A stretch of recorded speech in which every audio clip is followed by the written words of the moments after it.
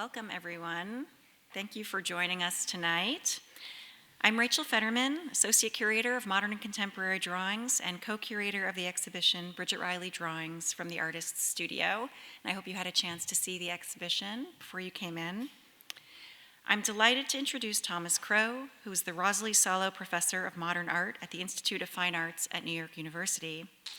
Tom is an esteemed art historian who has authored two influential studies of 18th century French painting, Painters in Public Life in 18th Century Paris, and Emulation, Making Artists for Revolutionary France. Subsequent publications include The Rise of the 60s, American and European Art in the Era of Dissent, and the essay collection Modern Art in the Common Culture, and these examine the later 20th century, while The Intelligence of Art analyzes specific moments in the history of art. Recent volumes include The Long March of Pop, Art, Design, and Music, 1930 to 1995, Restoration, The Fall of Napoleon in the Course of European Art, The Hidden Mod in Modern Art, London, 1956 to 1969, in which Bridget Riley is featured, and just this year, The Artist in the Counterculture, Bruce Conner to Mike Kelly, and Other Tales from the Edge. These last two books, one focused on London, the other on California, embed their artist subjects in the rich cross-disciplinary soil of the 1960s, unearthing webs of connection that seem at the same time utterly novel and intuitively true. Tom's talk tonight is titled Gallery 1, Where and How the World Met the Art of Bridget Riley. And if you will, after the talk, you can stick around and ask questions to Tom. We won't take questions from the stage. Please join me in welcoming Thomas Crow.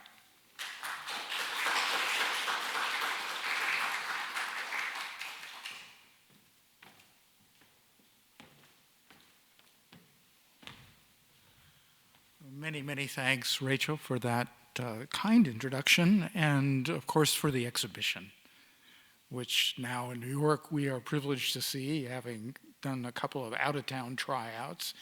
Here it is, and I'm really pleased and gratified to be able to speak, on the occasion of the show, and hopefully bring something else to light about it. And let's start. So before speaking directly about Bridget Riley, I want to begin with another female artist, likewise London-based, working in black and white, and attached to Gallery 1, the venue that I've signaled in the title of my talk. Her name was Ida Carr. And as you see, not someone to be trifled with. Her Armenian childhood had taken her from Russia to Persia to Alexandria. And then after an artistic apprenticeship in Paris, she returned to Egypt, where she met and married a British airman with ambitions as a poet, Victor Musgrave, with whom she returned to the UK, determined to maintain her already established career as an artistically minded photographer. For his part, Musgrave gravitated to the gallery side as an adjunct to literature, opening the first iteration of Gallery 1 adjacent to Bohemian Soho in 1953, soon migrating a few blocks west to the heart of Soho in Darblay Street, adjacent to the hipster magnet of the Flamingo Jazz Club. Quarters were close in Gallery 1, but Carr and Musgrave maintained largely separate lives within it. The gallery premises on the lower two floors and Carr's studio another flight up, with Musgrave occupying a room that no one else was allowed to enter. Carr had struggled both to assert her photography as a genuine art and her place as a woman artist in the face of the period's withering sexism. In order to validate and publicize her standing as an artist, she had already sought out other artists in London and in Paris as subjects, as you see here, Barbara Hepworth and Marc Chagall. And in 1954, for an exhibition at Gallery 1, she mounted 40 of the resulting prints. This had impressed the young poet John Casman, who talked himself into a job at the gallery in 1956. But it was with the understanding that he would take over the main role of attending to Ida Carr's affairs, both professional and personal. When bedding down on top of the single bathtub in the house, Casman, or Kaz as we all know him now, was aware that his employer rarely used it, preferring instead the Marshall Street baths, which were not too far away.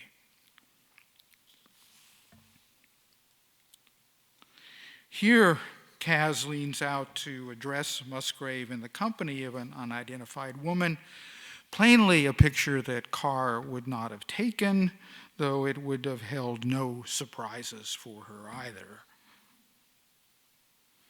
Now, Casman, sensing unrealized potential in Carr's portraits of artistic luminaries, began approaching creative celebrities of every kind as potential subjects. Anyone who passed through London would get a call from Kaz.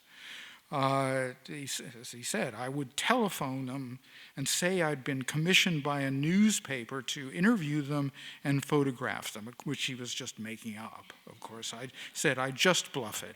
Whether it was Tennessee Williams or T.S. Eliot, I'd just telephone, and with most of the calls I would arrange visits.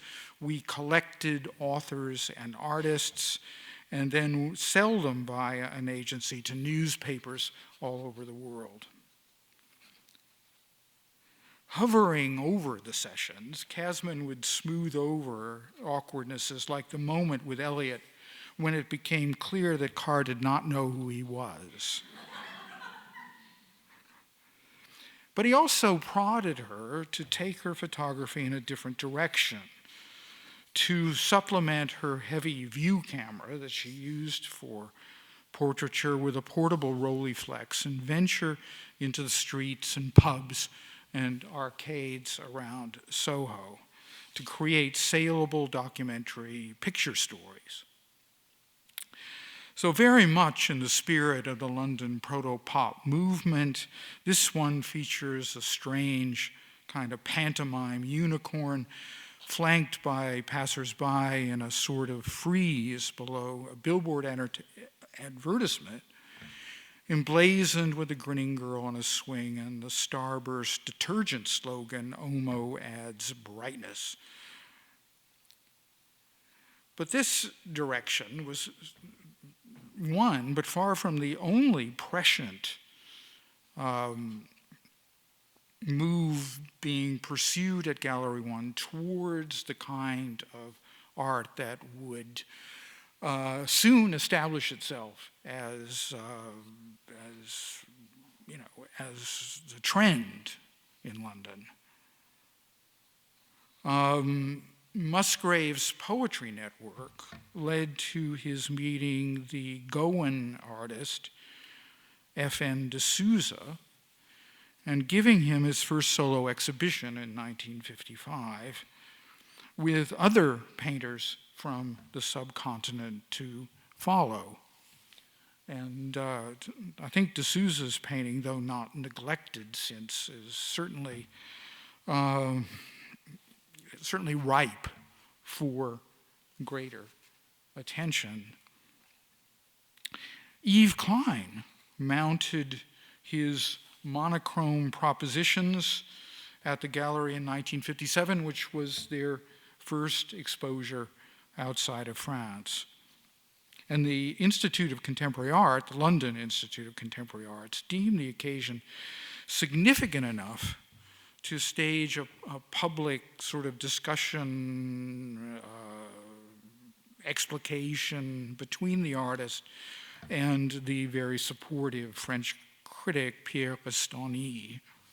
Here's the handbill, which I think explains itself better than I can. It's no wonder that Casman, much more recently, looking back, would declare that, quote, "The whole life at this time for me was so exciting I can't tell you." I wish I could say it like he does.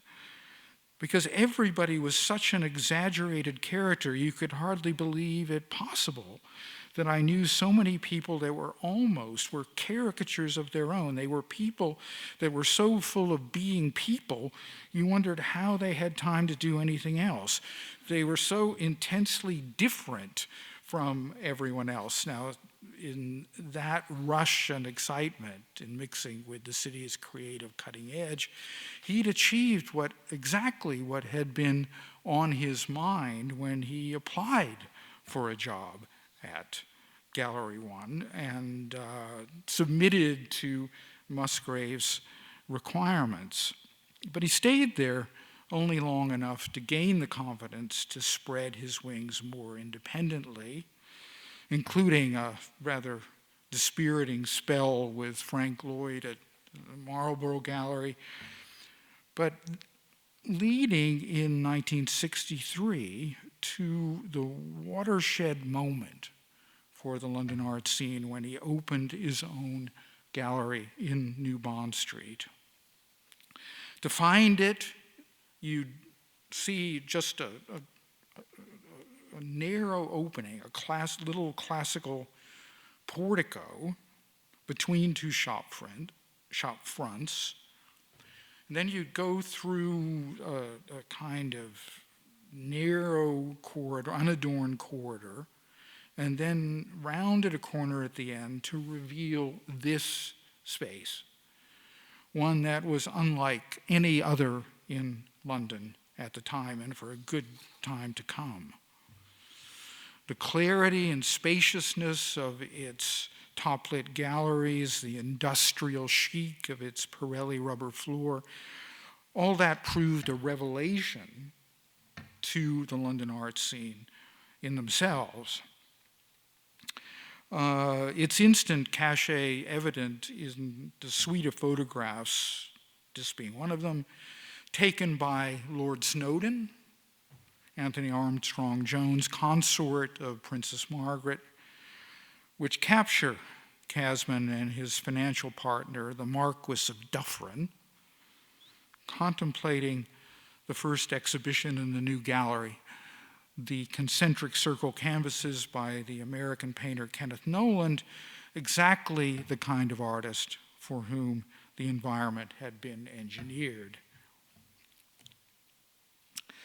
Though Casman was close friend and dealer to as English a figure as David Hockney, he saw in the decisiveness of Noland's patterns, their clarity of hue and gesture, the right statement for this moment, a clean departure, as Britain was finally emerging from the shadow of wartime austerity and privation, out from under what seemed like the dead hand of the past. And by that same year, 1963, his old mentor, Victor Musgrave, had likewise turned over a couple of new leaves and acquiring new quarters for Gallery One in North Audley Street, 16 North Audley Street, hard by the American Embassy in Mayfair. A short walk, indeed, from Casman's and Dufferin's new statement venue. So here he is in 1962, true to form, collaborating on something new to London. In this case, working with the Romanian-Swiss artist Daniel Spoeri in organizing what they called the Festival of Misfits, which introduced the activities of Fluxus to London. Thrown together, said Musgrave, quote, in about 1 week as artists arrived from various parts of the world. In the gallery, it included a labyrinthine blackout room. I'm not quite sure what that actually consisted of. A fun-making machine shop, just as much a mystery, and Ben Vautier living and sleeping in the window. Nothing was for sale, though small objects were given away for free, end quote. And in the same spirit, around exactly the same time, Musgrave took on a brand new kind of London artist, arguably the newest, toward the end of 1962, a Royal College graduate, you see here in his perfectly turned out mod persona, christened Barry Bates in his native New Zealand, had staged a ceremonial erasure of his birth identity to emerge as a new personage, a new entity named Billy Apple. Trademark registration affixed, Billy Apple became the only appellation that he would respond to, positing the artist as an artifact of publicity and market promotion, no more or less contrived than any inanimate artwork. And he unfurled the manifesto of his new condition, titled Apple Sees Red Still Lives, in April 1963 at Gallery 1. Along one wall were 12 identical portraits, pointedly stripped of any telltale accessories, indeed any clothing at all. And none of the pieces in the show had been touched by the artist's hands. These portraits, you can see them in situ here, had been photographed front and back by a Royal College colleague, Robert Freeman, who would gain greater fame around the same time as the chief photographer of the Beatles. All of you who once owned Meet the Beatles have a little grid of Robert Freeman photographs somewhere around your house. And they were printed as offset lithographs by another colleague, Roy Cosset. The bare-shouldered Billy Apple reveals himself clothed in effect by nothing but the bleaching of his hair and eyebrows, which had been the coming out ceremony that was commemorated in the Dick Smith photograph that I just showed you. One variation on the right here broke the double portrait down into color separations used in the printing process, the Billy Apple identity disintegrating into the mechanics of reproductive technology. So with this, Gallery 1 was certainly maintaining its trajectory of provocative statements that had begun with the installation of Yves Klein's monochrome propositions in '57, if not before. On this occasion, in '62 in Mayfair, somebody went to the trouble of shooting a bullet through the display window during the run of the show. Press reactions, which weren't as negative as you might imagine, they were actually, in a curious way, impressed by the mortuary chill that they detected in the exercise, live stills for still life, with or without awareness of the death rites of Barry Bates hanging over the advent of this new hybrid being. And the exhibition's uniformly black walls must also have enhanced the mortuary effect. You see also here on a sculptural plinth with a nod to Jasper John's trios of cast apples going from whole to half-eaten.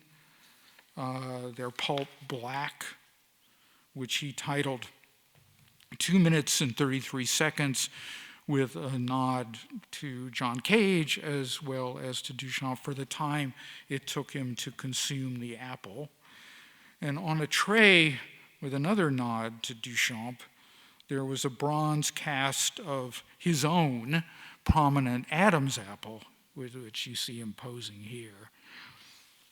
Had it not been for Musgrave and for Musgrave's characteristically adventurous exhibiting platform, such a complicated meta statement about art in general and artistic activity and the artist's identity, though it doesn't sound all that remarkable in our very self-conscious times.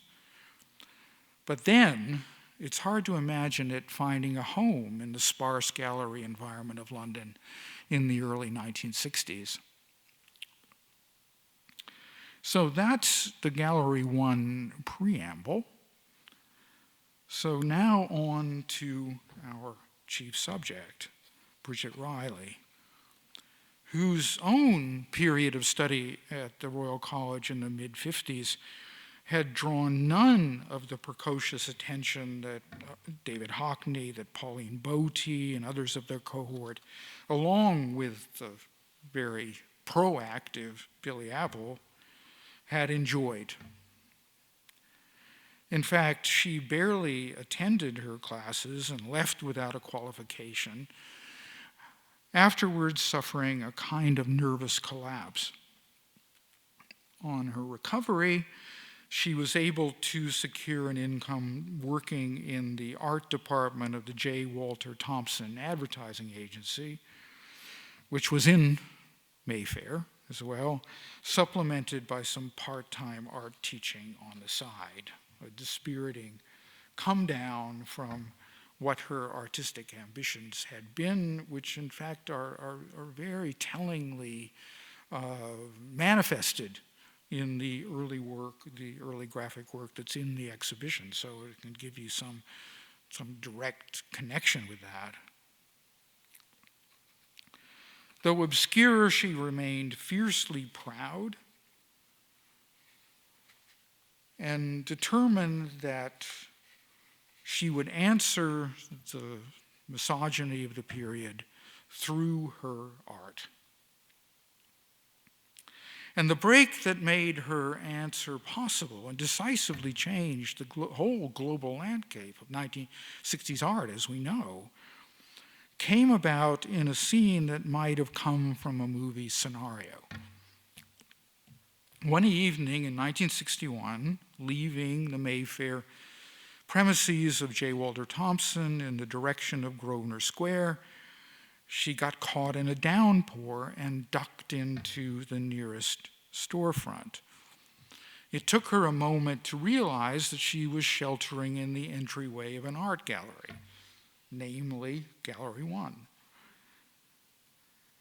Musgrave invited her in. She must have looked a bit bedraggled and in need of assistance, and his characteristic generosity led him not only to invite her inside, but to seeing that she was carrying a portfolio.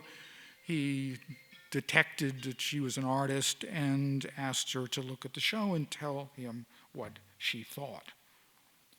As Riley recalls it, she said, quote, "I gave him a very stiff review of what I saw. And he said, 'Well, what makes you so sure? And what have you got there?' I undid this bundle and I had some of my black and white gouaches in it." What Musgrave saw in that bundle led him to visiting her studio, and after some months, arranging for an exhibition at the gallery, which came in April 1962. The chief reason for the delay had been her then lacking an adequate amount of finished work. Do I have a car? Yes, so this is a later car portrait of her working in the studio. But the work she did have to show Musgrave including the painting, the fully realized painting Kiss, which is partially visible in the background. Once he had fully absorbed its significance, represented such a clear advance and such a fresh departure from the prevailing norms in British abstract painting that an exhibition must have seemed imperative. In a way, an answer to the Americanism that Casman was promoting really just on the other side of Oxford Street, making for a really striking and representative kind of dyad. So Riley ducking out of a downpour and finding herself in Gallery 1 can seem almost too neat a narrative. With her achieving the breakthrough painting that Musgrave saw in her studio, also seeming a moment of epiphany torn from the pages of a romantic artist's biography. As she has told it, alone in her studio in 1961, hopes for a real painting career seeming to slip away, she sought to make the most basic artistic statement she could conceive. Placing a panel 4 feet square directly on the floor, she undertook to divide it using the most basic contrasts of black and white pigment. In this case, a water-soluble cassine that yields a smooth, matte finish. So there'd be no calligraphic flourishes, just unrelieved dark and light. Seeking a way to trace rational curves, she pounded a nail in the floor at a distance from the panel, which served as the pivot of a string compass, and adjusting the position of the panel allowed her to vary the arc until she'd achieved the nearly asymptotic approach of the upper black mass to the rectangle below, and that tenuous interval between them giving the panel its title of Kiss. Now, in the exhibition, I was struck by the neatness of this narrative needing to be a little bit qualified by the existence of this diagrammatic study on paper, which documents her having, stood back, considered, retranslated her thoughts into the final panel rather than having it come to life with this string and nail and working on the floor and everything, which makes such a kind of wonderful image. But why not? This secondary sharpening of the pattern to get it exactly right. But the largeness and simplicity of the gesture remains. But it also seems to have struck Riley as, in my judgment, sort of so perfect that it represented a kind of dead end. So how would she, find a way that preserves what made this work so compelling, but also defined it as, less than entirely adequate? That is something that you have to move on from. This is the perennial problem for abstract art. That is, you don't match it to anything in the world. There are no external criteria to its success. So you've got to figure out, given, say, a present work in front of you, what the next one is going to be, what the next one needs to be. So it seems to have struck her that a straightforward next step would be to reduce the elements in size, but multiply them in number. And this, was for me, revelatory study for a future painting called Hidden Squares points to a kind of visual ambiguity based on the substitution of shapes, which, as we know, she did not pursue as the way to go forward, an approach she rejected in favor of permutations of one geometric element, as movement in squares attests. This is a slide of the final painting, but there is a very striking study for this work in the show. So there she basically posited a grid and took each row of what would otherwise have been such a checkerboard grid and went about systematically reducing and then expanding the width of its elements. So there is a square as its benchmark, but as the squares with quotation marks around them are repeated, they begin to alter in their width systematically. So you could write or notate a kind of algorithm which would be a set of instructions for making the work, which could be, with not too much elaboration, entirely adequate to its realization.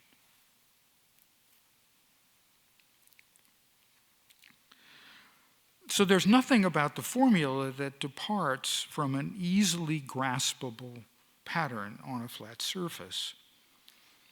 Yet the ultimate effect of the exercise proves to be qualitatively different from what such a systematic description implies, in that the sum of her calculated variations in shape and tone is to induce an overriding optical effect that seizes the perceptual faculties of the viewer, that basically takes over your optical nervous system and does things with it over which you do not have any premeditated control. The British art historian Simon Rycroft has aptly observed that Riley's painting, in decisively turning away from the mimetic representation of nature, to which you can see in the show she was very devoted to, and something as consummate as the blue landscape will tell you where she was going with that. But this takes her in what might seem like a diametrically anti-naturalistic direction. But Rycroft corrects that supposition, saying that the works begin to enact nature and its properties in ways not corporeally limited to the eye and mind of the viewer, but they thoroughly embody, internalized as a changing set of physical responses and realizations.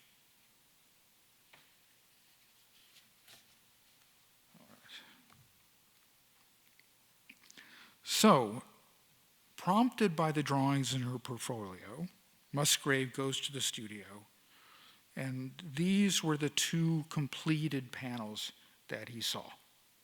He saw Kiss, and he saw Movement in Squares. She'd already made that decisive kind of watershed movement. But on the walls of the studio were a greater number of drawings that mapped out further exercises in this permutational direction. A more intricate painting like Tremor treated its elements on a more granular level, but did not depart from the logic that generated Movement in Squares.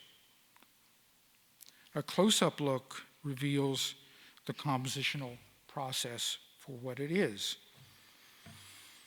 A set of variations on small equilateral triangles set in rows, whereby one or another of the sides is bowed in either a convex or concave curve.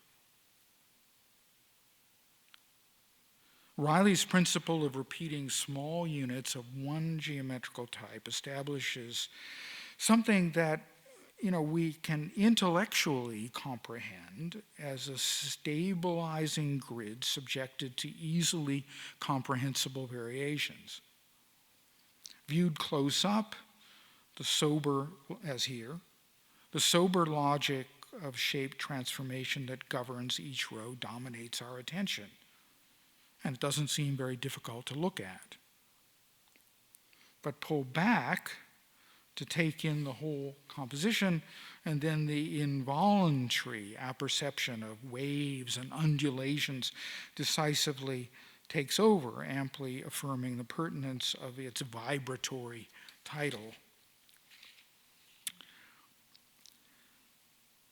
Now, David Sylvester is a figure maybe not so familiar to American readers, but he was just coming into his own as the absolute dominant arbiter of contemporary art in London. New York's, not even Clement Greenberg, had the kind of authority that Sylvester was beginning to accrue. And part of his acumen was picking the right horse. And in that, I don't mean that to be a demeaning analogy, but his bet, and I think sincerely, felt and believed in by him, was that Riley was the future. He came to the Gallery 1 show. His reviewing assignment was a kind of roundup of 4 other exhibitions, and he only got to hers toward the end.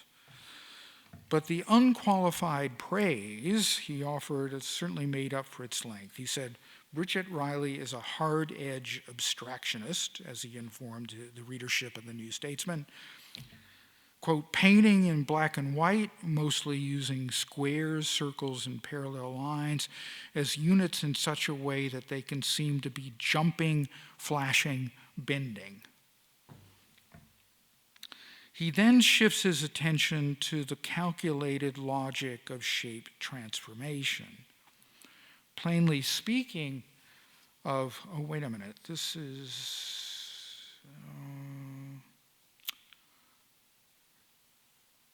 this might have come a little earlier, this slide. This was a print that she produced on the occasion of the show, which was available there, documenting 3 others of the paintings in the show.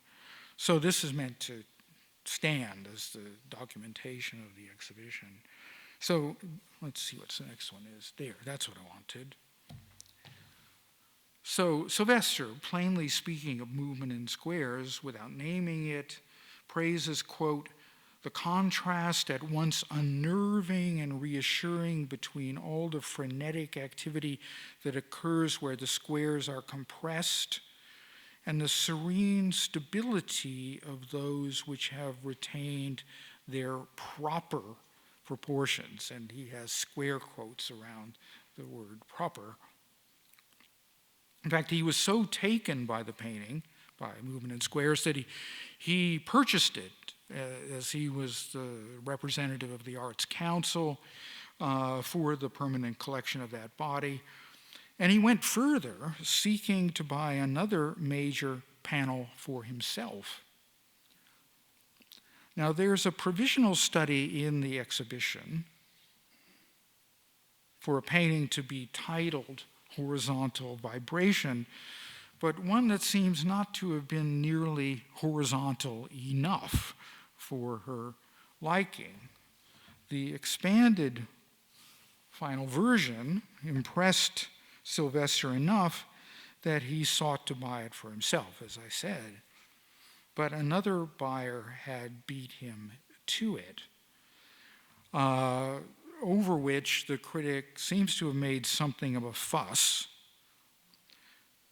This is his imperious standing that he was already internalizing, proposing that an exact replica could be made for the other buyer. One was duly made, not by Riley herself, but by a professional letterer from J. Walter Thompson, and it was Sylvester who eventually received the copy. By that insistence, though, he did no more than reinforce a key technical feature of Riley's practice, and one that surprisingly aligned itself with Billy Apple's, in that both of them insisted that the execution of their compositions be done by skilled collaborators, and that was becoming her normal procedure. Now, such abstention from the finishing process might suggest indifference to the object status of the work, but the opposite was the case, remains the case. So crucial is the concrete execution of the painted panels to the success of each work that no preventable lapse of skill could be permitted. Now, as we just saw in that painting that in that slide that I got out of order, Riley was issuing screen prints after her designs from the moment of her first exhibition. The double character of her painting, Sylvester's paradox of the frenetic coexisting with the serene, nonetheless can be fully apprehended only in front of the actual painted object. One has to see directly their precision of application and the texture, the material boundaries of actual pigment, where the combined registers of intellectual and physical labor manifest themselves. Extended contemplation of the kind that Riley intended allows a viewer momentarily to attend to the stable pattern of construction before being seized by the involuntary psychological response, that is, to negotiate and comprehend the electric jump that occurs between her discrete, meditated pictorial means and her spectacular involuntary effects on the optical nervous system. So the normative term original doesn't really precisely apply, as was the case under duress with horizontal vibration. Another could always be made, though rarely is. But nonetheless, the prime physical encounter with her work is always shadowed by the mechanics of reproduction. Nor did Riley, with Victor Musgrave's assistance, shrink from enhancing the intensity of her paintings by creating a dramatically immersive environment for them. In her second exhibition at Gallery 1, mounted in September 1963, her paintings were set against black walls, and I can't help thinking these are the same black walls that Billy Apple insisted on back in April that they just left there, like they were seeing the effectiveness of that background for her almost entirely different kind of art. She plainly found such a backdrop conducive to unifying her black and white paintings, while at the same time isolating the individuated plunge on the part of the viewer into the unique perceptual world engendered by each of her panels. Between spring and autumn of 1963, then, many London art followers would first have taken in the light-washed white space of John Casman's new gallery with Ken Nolan's splashes of chromatic pigment spaced artfully along the walls at uniform eye level. And then by September, Riley's equivalently abstract panels offered themselves to viewers in an environment that disabled the sort of detached and self-possessed contemplation, encouraged over at Casman's, but replaced here by an equally rigorous but more heightened experience. The exhibition brochure had stepped up, both in design quality by Gordon House, the hippest practitioner of the moment, with a clean, exacting style in keeping with the art, and in content owing to Sylvester, now writing on her behalf, and Anton Ehrenzweig, author of the influential psychologizing study, The Hidden Order of Art, which some of you may be familiar with. Sylvester adventurously compared the work to the avant-garde music of Boulez and Stockhausen. Not something cerebral, he said, but the means of rendering visible tensions in our affective lives between feelings of composure and feelings of uncertainty, anxiety, and vertigo. And Ehrenzweig, this is interesting, wrote that the work's, quote, relentless attack on our lazy viewing habits will peel our eyes in a new crystal clear sensibility. We have to submit to the attack in the way that we learn to enjoy a cold shower bath, after which there comes the voluptuous moment when the senses and the whole skin tingle with a sharpened awareness of the body and the world around. So every visitor to the show took away a brochure, was treated to these interpretations. And the historical record for this drama as installation lies in the images of Riley, taken in situ by Ida Carr. Just as she had documented artists like Yves Klein, shown in the old Gallery 1, and Riley, as a partner in this self-presentation, was doubtless conscious of the ways in which her pop-oriented contemporaries, Billy Apple, of course, but also Hockney and Pauline Bodie, were cultivating a distinct public appearance as part and parcel of the presentation of their art. So Riley adopted a sort of uniform of her own devising, a black pullover with light-colored trousers, flat shoes, minimal makeup, her dark hair pulled away from her face, which was the ensemble that Carr integrated into these installation compositions. Unassuming, you might say, but a very considered fashion statement which resonated with the pure tonal palette of her work.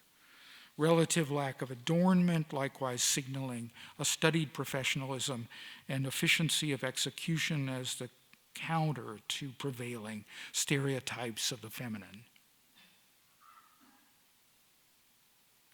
Ida Carr was also there to document the pièce de résistance of the show, a work that Riley called Continuum, which was an overhead environment into which one entered in a way that blocked out all cues from the outside world and subjected you completely on every side to the buzzing, vibratory interaction between these black and white shapes.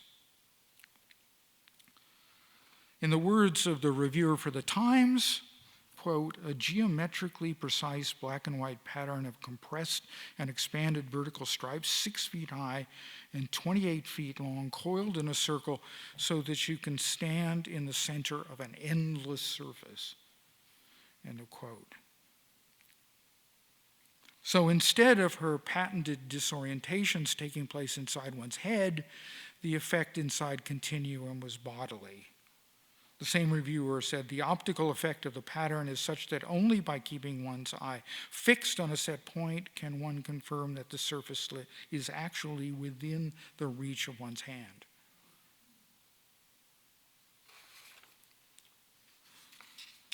The very astute critic and historian, writing for the New Statesman, pulled out the stops for Riley. Quote, Britain's most purposeful exploiter of the of the physiological limitations of human vision, he called her, extolling the show as a highly dramatic flux of form and virtual space, a splendid physical experience at once frightening and exhilarating. Now, 1963 is a little ways yet from the onset of anything that we can firmly call a counterculture. But the attraction of stepping outside of normal time in design, dress, music, mind-expanding substances had its counterpart in stepping outside of normal space via altered perceptual states and mind-expanding practices in Riley's art. In this respect, what another observer called the particular alchemy that Riley ascribed to her paintings anticipated the cult of direct experience and expanded perception that would be central to the hippie ethos. And the artist's own lexicon aligned the sensation she was aiming for with the kind of pastoral yearnings ascendant in the counterculture. The viewer's involuntary cognitive responses, she later told Sylvester, should recall sensations of, quote, running, early morning, cold water, fresh things, slightly astringent things. And I see this heightened awareness in the last work I want to discuss tonight, in the remarkably beautiful consummated study for Burn, as it takes the next step of introducing systematic variation in tone as well as in shape and in position. Another fairly simple algorithmic permutation. But in the way of all her paradoxes, it generates outsized mental effects. But here, less astringent clarity than releasing a kind of dazzle in excess of what our visual, indeed our everyday cognitive faculties can process. But the invitation, in keeping with the ascendant mind expansion movement, was to imagine a further state of enhanced consciousness in which such experience would be the norm rather than the exception. So that is all I've prepared, and thank you very much for your attention.